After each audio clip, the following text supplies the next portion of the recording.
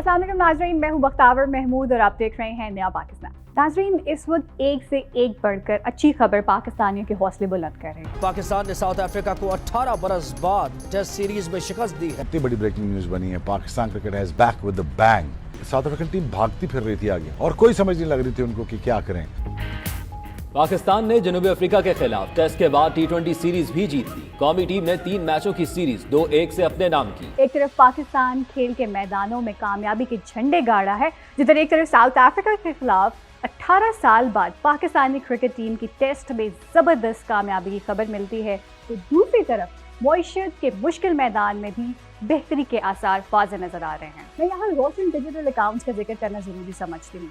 जब से तहरीक इंसाफ की हुकूमत आई है, बैरून मुल्क पाकिस्तानियों ने इमरान खान की दरख्वास्त पर धड़ाधड़ पाकिस्तान के रोशन डिजिटल अकाउंट्स में डॉलर भेजना शुरू कर दिए हैं, जिसका नतीजा ये निकला है कि चंद माह में हज़ारों रोशन डिजिटल अकाउंट्स खुल गए हैं और अब तक इनमें करोड़ों डॉलर जमा हो चुके हैं। स्टेट बैंक के मुताबिक 11 दिसंबर को 1 करोड़ 12 लाख डॉलर की तरसलात का नया रिकॉर्ड कायम हुआ है। इसके साथ साथ एक रोज में सबसे ज्यादा रकूम जमा भी कराई गई हैं। गवर्नर स्टेट बैंक के मुताबिक पाकिस्तान रोजाना तकरीबन 20 लाख डॉलर रोशन डिजिटल अकाउंट में वसूल कर रहा है और नवंबर 2020 तक पाकिस्तान तकरीबन 16 अरब रुपए हासिल कर चुका था, जबकि फरवरी 2021 के आखिर तक ये अदाद-ओ-शुमार 3 गुना तक बढ़ चुके होंगे।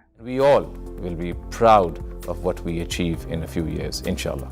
नाजरीन, कोरोना के खिलाफ हुकूमत पाकिस्तान की बेहतरीन हिकमत अमली का लोहा तो पूरी दुनिया मान ही चुकी है, लेकिन इसके साथ साथ डिप्लोमेसी के महाज पर भी तहरीक इंसाफ की हुकूमत ने दुनिया भर में एक कलीदी किरदार अदा किया है। It will have consequences far beyond the borders.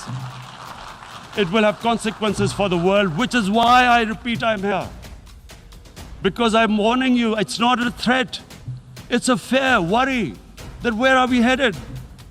And I've come here to tell the UN, you've got to, this is a test for the United Nations.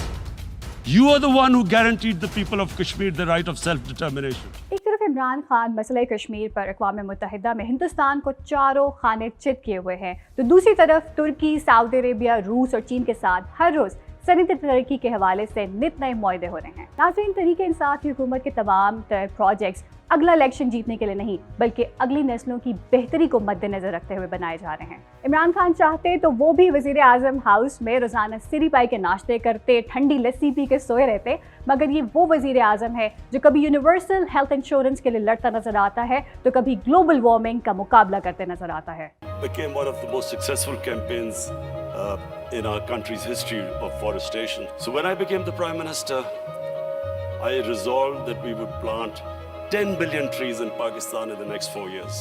एक तरफ इमरान खान आलमी बिसात पर आलमी ताकतों और बैनुल अक़वामी दुश्मनों के तुंद और तेज़ हमलों को रोकता नजर आता है, तो दूसरी तरफ मुल्क के अंदर सियासी लुटेरों का मुस्तकबिल तारीख करता नजर आता है। ये जो सारे बेरोजगार सियासतदान इकट्ठे हो गए हैं, अब सब पूछे कि ये सारे इकट्ठे हुए क्यों हैं? ये सारे इकट्ठे इसलिए हुए हैं कि कानून की बालादस्ती नहीं मानते। ये कह रहे हैं असल में कि हम कानून से ऊपर हैं, हम जवाबदेह नहीं हैं, हम चोरी करें, हम डाके मारें, हमें कोई हाथ ना लगाए, हम अगर कोई हाथ लगाएगा तो जनाब ये इंतकामी कार्रवाई होगी।